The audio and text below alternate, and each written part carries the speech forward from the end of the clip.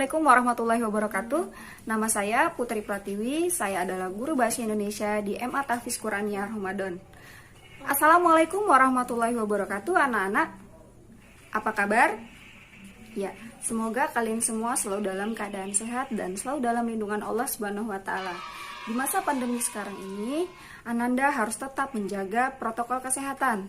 Yang pertama yaitu kalian harus tetap mencuci tangan, memakai masker, dan menjaga jarak.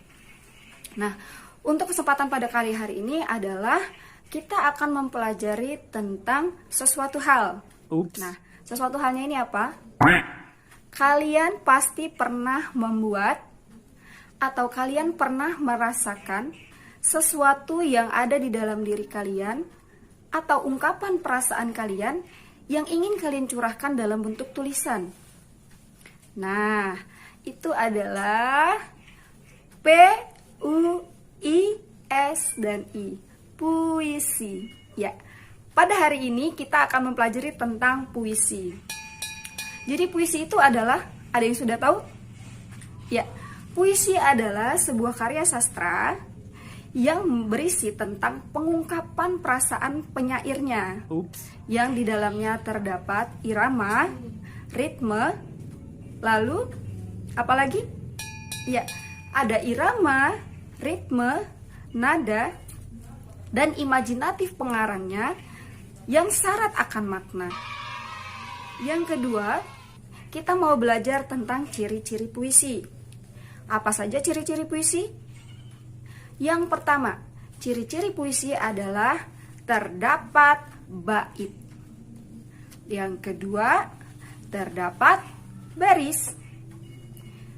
Yang ketiga, bermakna konotatif. Apa itu bermakna konotatif? Bermakna konotatif adalah makna yang tidak sebenarnya atau makna kiasan, ya.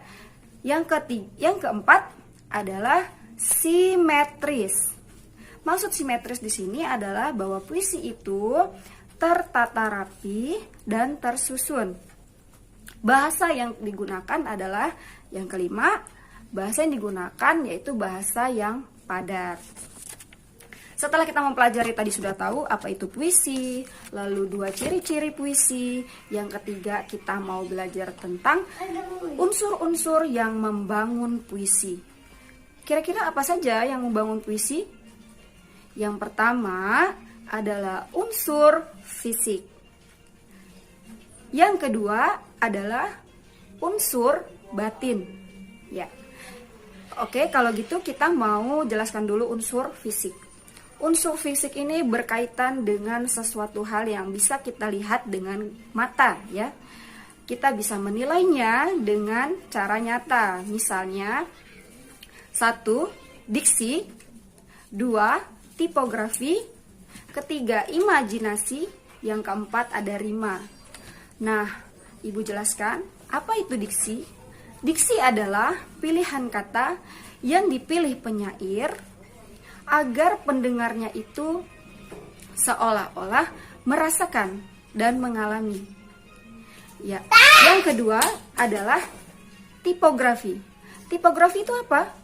Tipografi adalah bentuk puisinya. Ya. Bentuk puisinya maksud di sini adalah bagaimana puisi itu ditulis. Ya, dari setiap barisnya, dari setiap baitnya, bahkan sampai penulisannya, batas kanan, batas kiri, batas atas, dan batas bawah dalam penulisan puisi. Itu adalah tipografi. Yang ketiga yaitu ada imaji atau citraan, salah ya, bukan pencitraan, beda, karena pencitraan dan citraan beda. Yang ketiga yaitu ada imaji atau citraan. Citraan adalah cara pandang pengarang membuat dalam suatu gambaran, ya, gambaran seolah-olah si pendengar atau audiens itu merasakan apa yang dirasakan oleh penyair. Yang keempat ada yaitu namanya rima. Apa itu rima? Rima adalah bunyi yang dihasilkan dalam setiap baris dalam puisi. Tadi kita sudah belajar tentang fisik. Nah, unsur yang bangun yang kedua yaitu adalah unsur batin. Unsur batin itu adalah unsur yang mempengaruhi puisi dari dalam jiwa. Jiwa siapa? Jiwa pengarang tentunya, atau jiwa penyair. Nah, untuk unsur-unsur yang membangun dari segi batin itu dikembalikan lagi, dibagi lagi menjadi 4. Yang pertama adalah tema, yang kedua adalah nada, yang ketiga adalah amanat, yang keempat ada perasaan. Ya, yang pertama kita bahas dulu yaitu tema. Apa sih itu tema? Tema sama nggak dengan judul? Ya, tema sama judul itu berbeda ya. Kalau tema itu adalah yang menjiwai isi dari puisinya, ya. Tapi kalau judul itu adalah nama dari puisinya. Yang kedua yaitu ada nada. Nada adalah cara pengarang memposisikan audiensnya.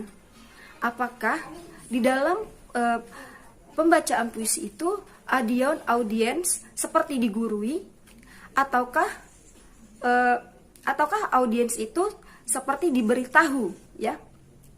Yang ketiga ada amanat. Nah, amanat ini apa? Amanat adalah pesan moral yang terkandung di dalam puisi tersebut. Tentunya pesan-pesan penyair terhadap audiensnya atau pendengarnya. Yang keempat yaitu ada perasaan, ada unsur perasaan yang membangun si penyair itu untuk membuat puisi, atau yang melatar belakangi penyair dalam membuat puisi. Bisa saja latar belakangnya itu tentang keagamaan, tentang sosial, tentang budaya, atau bisa saja tentang cinta. Nah, sekarang sudah yang keempat ya, yaitu bagaimana cara membaca puisi yang baik. Pada kesempatan kali ini, Ibu akan menampilkan puisi karya Chairil Anwar yang berjudul Aku. Kalian pengamati bagaimana cara Ibu membacakan puisinya. Lalu nanti Ibu jelaskan apa-apa saja yang harus diperhatikan dalam membaca puisi. Chairil Anwar. Aku. Kalau sampai waktuku, ku mau tak seorang pun kan terlagi. Tidak juga kau. Tak perlu seduh sedari itu. Aku ini binatang jalang dari kumpulannya yang terbuang. Biar peluru menembus kulitku, aku tetap meradang, menerjang. Luka dan bisa ku bawa berlari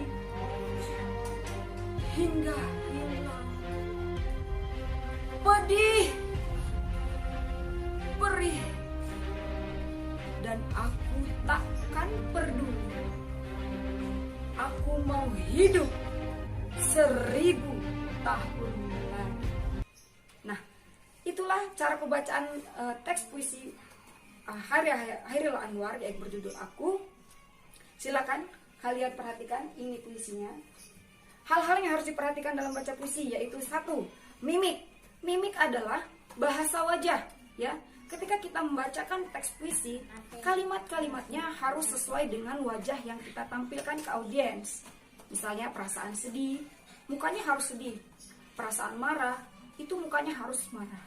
Yang kedua, ada gestur tubuh. Gestur tubuh adalah gerak tubuh. Ya, misalnya tadi meradang. Nah, meradang, menerjang gerakan tubuhnya. Lalu ada biar peluru menembus kulitku. Nah, bagaimana supaya audiens itu ikut merasakan apa yang dibaca oleh pembaca puisi. Yang ketiga ada artikulasi. Yang ketiga artikulasi ini adalah kejelasan kalimat yang kalian bacakan, ya. Misalnya tadi meradang, menerjang, ya. Tidak ada unsur ambigu di sini ya, kalimatnya jelas. Yang keempat yaitu ada yang namanya irama. Irama adalah tinggi rendahnya suatu suara dalam membacakan puisi. Bukan hanya tinggi rendah, pendek, panjangnya kata-kata yang dibacakan. Yang keempat yaitu yang kelima ya. Yang kelima itu ada intonasi. Intonasi itu adalah penekanan-penekanan dalam membaca puisi. Karena dalam intonasi ini sangat mempengaruhi dalam membaca puisi. Mengapa? Karena setiap kalimat yang ada penekanan itu menghasilkan makna yang sangat dalam. Misalnya tadi kan, aku mau hidup 1000. Nah, kita tekan di situ kalimatnya, kita beri di situ intonasi yang sesuai. Aku mau hidup 1000 tahun lagi. Nah, seperti itu ya cara membaca puisi yang baik. Nanti kita boleh maju satu-satu untuk membacakan puisi yang berjudul Aku Hairil Anwar. Itu saja materi yang bisa Ibu sampaikan pada hari ini. Mudah-mudahan apa yang sudah Ibu berikan bisa dapat dipahami. Masak nasi menjadi kerak, jangan lupa dibagi-bagi. Kalau ada kuota yang banyak, silakan ditonton lagi. Oke, wassalamualaikum.